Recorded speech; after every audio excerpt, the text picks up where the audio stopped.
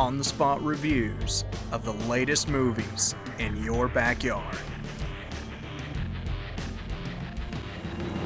Hey moviegoers, this is Justin with On The Road Reviews.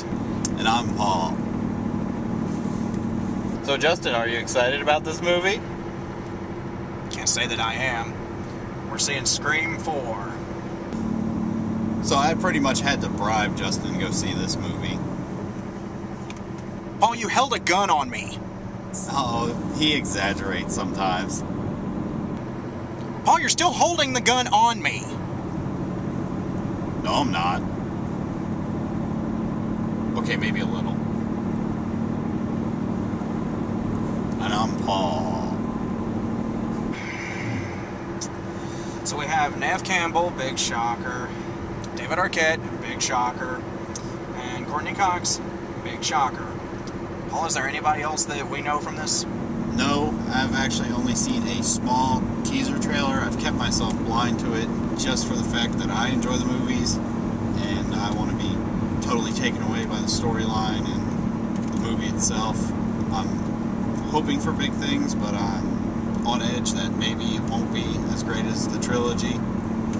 As you would probably guess, I am not near as excited about this as Paul is.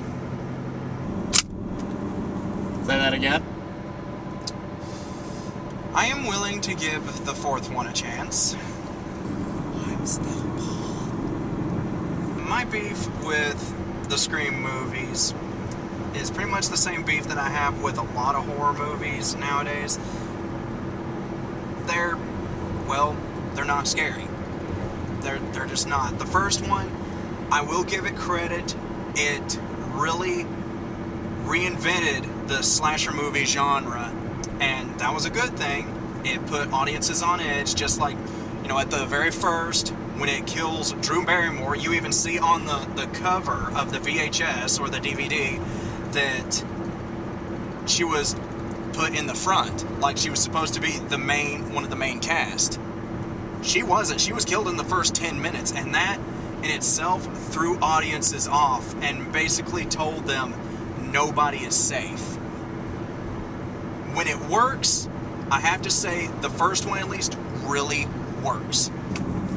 You got a point, but I am an avid fan of the Scream movies. I've always have been. The first one just blew my mind, and every time I thought I figured it out, knew who the killer was, they ended up dying or proving me wrong. I didn't know until the very end. You said it reinvented the slasher movies, and that's one thing I give Wes Craven credit for, is he knows how to make a horror movie to me, because it's not about all the blood and guts and gore. He's a master of building suspense to me. Mm-hmm. And I think in all three of the movies he really did that. And I always get intrigued with the backstories and the history and the motive behind the killings and everything. So I'm excited to see this one, but at the same time a little on edge, because I am a fan of the series and I don't want them to, flop.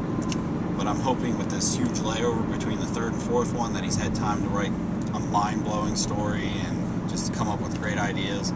I'm glad that the original cast is still together. The ones that are left? Yes. I'm excited. Trekkie, are you excited? I'm amazingly terrified. As you should be. Because I'm still Paul.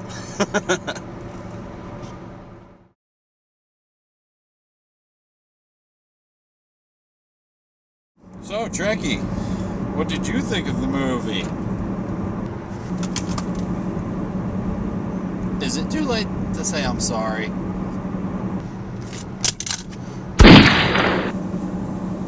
I guess I had one chambered. Oops. So, Paul, what did you think of the movie? Well, I was a little disappointed.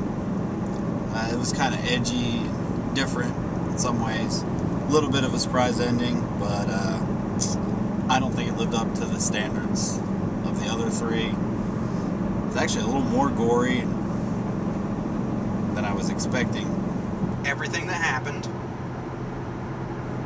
I pretty much had a countdown in my head of when it was going to happen. 3, 2, 1, boom! 3, 2, 1, boom! 3, 2, 1, jump scare! 3, 2, 1, boom! I pretty much had the killers figured out halfway through the movie. Did you really have to pull the gun on me? Well, the intro was good. Got me. Just really didn't impress me. I wasn't taken like I was in the other three.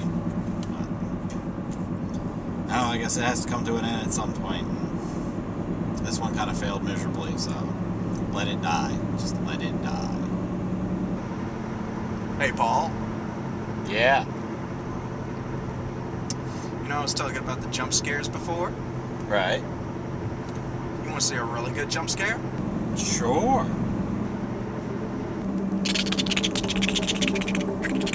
Surprise! Okay, I'll just tell you, I am not a fan of horror films, particularly slasher films, because, well, there are many reasons.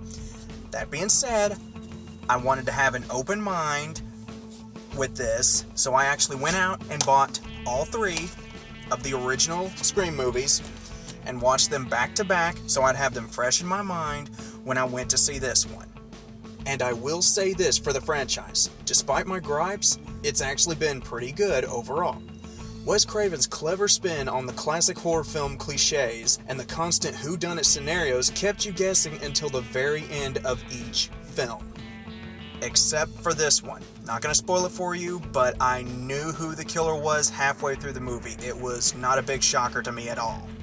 We get the regular Scream formula, which up to this point has worked overall. Someone is rewriting the horror movie of Sidney and Company's life, which falls under the typical rules of a movie remake. That being said, if you know the goings-on of the usual movie remakes, you'll come to the same conclusions I did as quickly as I did, if not faster. Not to say that I didn't enjoy parts of the movie, it was an interesting addition to the Scream storyline, and there were 1 or 2 surprises in it. This does put a nice spin on things for our heroes. But overall, it's just dry. The jump scares and the fake outs are predictable, the characters don't get any more development in this one. It's just all around lackluster. I give Scream 4 3 camera-toting movie geeks out of 5. Nice try, Craven, but this is one franchise that should have died with a 3rd one. This is Justin with On The Road Reviews, and we'll see you in the movie line. Welcome home, Sydney. You're a survivor, aren't you, Sydney? What good's it to be a survivor if everyone close to you is dead? You can't save them. All you can do is watch. Modern audiences have become savvy to the rules of the originals. I mean, there are still rules, but the rules have changed.